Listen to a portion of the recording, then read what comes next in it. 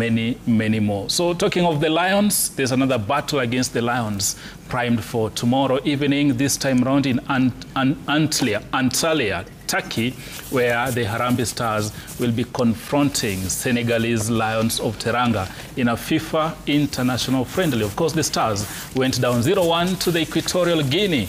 Can they stand up to Sadio Mane and team? Steve?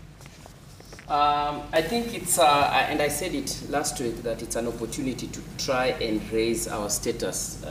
We are not playing the match to win a trophy. I'll come back to you. Your mic is off.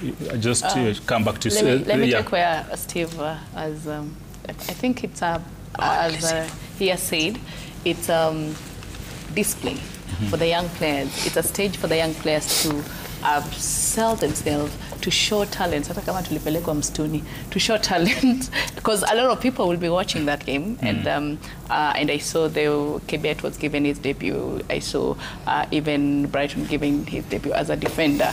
So, which is a good platform for them for this to display. We're not going to say that I'm not.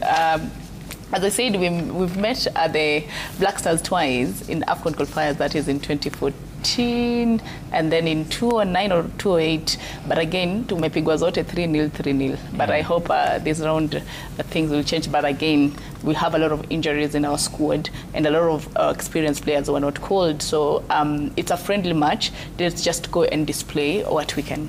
We can. Yes. Steve, losing to Equatorial Guinea, and we talked about this last year, you said this could hurt our FIFA rankings if we fail to get a win, and your predictions have come to pass. We fell 0-1 to Equatorial Guinea, I think a position 99. A penalty is still a goal. It's still a goal, it's still a win for Equatorial Guinea. So we are facing the Lions. Could you predict some changes from Benny McCarthy's men? We saw Aldrin Kibet making his debut, but again, it wasn't a very explosive game as expected. How do you think we're going to line up against the Sadio Mane and team? I think for Benny McCarthy, the word that he has for the boys enjoy the game. I think he's an experienced coach, and it's not a match that we have to die for. It's a friendly match anyway. But again, as I was saying, there's no competition. We are not winning any trophy if we beat Senegal. But for our own stability and standards, we really need to even nick a point from this game. A draw will really push us in the FIFA rankings. And that is what we've been working for. Remember, sometimes Mariga lost an opportunity in England to play for the English Premier League because of the FIFA ranking. So it is something that is very important in as far as developing our country is concerned. And I'm happy McCarthy has called in new blood. Ryan Ogam has been tasked to lead the front line in the absence of Michael Olunga. Explanations have not been given as to why he was omitted. Hopefully, we will get the reasons as to why he has been omitted. But I'm happy because the young players have been given an opportunity. Aldrin Kibet, for the first time, has played for the Kenyan shirt. The senior side. The senior side. And I believe that these matches will help the young people build the confidence even. And the question, Steve, and I posted this in this panel sometime early last year or early this year. Adrian is now around 2021. Yes. And I believe national call-ups come on merit. Yeah. And look at it in Europe. We have a 16-year-old in Spain, now 17, who took the world by storm at the grandest stage, at the Euros. He's shown, and actually is now the talking point. In fact, I watched La Liga El Clasico between Barca and Madrid, and you can clearly, just hold on, you can clearly see there's a fear factor is instilled even in Madrid players. And they can go on and on. You go to England, we see 16-year-old, 17-year-old coming from Chelsea ranks, Manchester United ranks, Arsenal ranks. Basically, academy is being conveyor belt, and we have these youngsters coming out time and again. In Kenya, it takes really time to break into the senior side. Alden is now 20. In Europe, that's already a mature player, but in Kenya, we are really struggling to fish out this talent. I think I'll answer that because we always tap into talent when it's very late, because we always check the high school games. If you see all these players, that's where we go that to is scout. where we get all the talent. But when you talk about Yamal's life, you talk about Palmer's life, we talk about all these young players' life. They started when you're 7 years, you are in academy. 15-year-old when you're 7 years, you're in academy. Yes. Practicing all this and learning all the skills of football, and like it's like your life, it's like nika job. But me, hiyo time yenye mtu wako academy, I am still at school hiyo 7 years, bado hata napiga hiyo mpira ya makaratasi huku nje.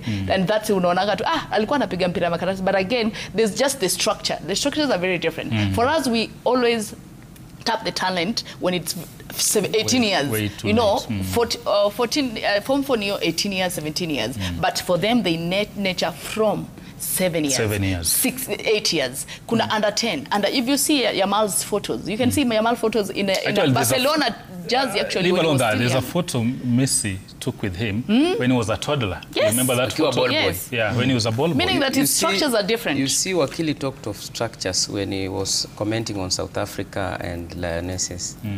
The structures are totally different. Eldrin Kibet, while I was covering, I think it was the 2022 school games in Kakamega, I spotted like 7 serious footballers in that tournament.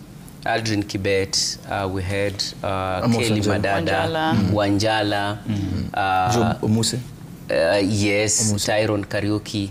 But out of that crop, we only have Aldrin Kibet. Why? And Wanjala. And okay. Wanjala and Kelly Madada playing for FC Leopards. Okay, now we are talking about the standards. Yeah, the standards that can fit the national team. Out of that crop, you're talking of international standards. Yes. Out of that crop, we only have Aldrin Kibet. Why? You can clearly see. Aldrin Kibet was picked from St. Anthony's direct to Nastic in Spain. Yes. We don't have such structures to nurture the young talents. Tyrone Karaoke was left in Kenya. Now look at the standards of the two. You can compare a player, Kelly Madada was left in Kenya. Look at a player who was left in Kenya and a player who went to Spain. But again, even nutrition, even when they're in Spain, another critical, kuna pia chakula wanapewa. Most you have to take a lot of protein. Another critical issue is basically lack of professionalism. Another critical issue is follow-up, because look at what happened to Benson Omala, for heaven's sake. It's a sad story. It's a sad story. We have cartels. We have people who are destroying these talents, hungry, that I've spotted Omala. I want to use him to make money for myself, and they'll go forgetting about his future. Even Omala was a very promising player, but bite at the cherry. Yeah, you can never buy the cherry. His management has you have your bite. Even if you check at the West African players, they went to Spain when they were very young. As you have your bite, also address what do we expect from Senegal?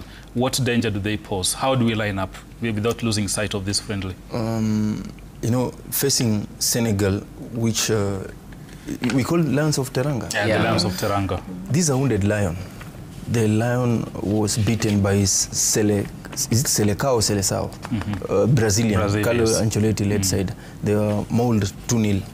And, you know, if you watch that game and the level of the intensity and the physical aggression, I fear for our boys.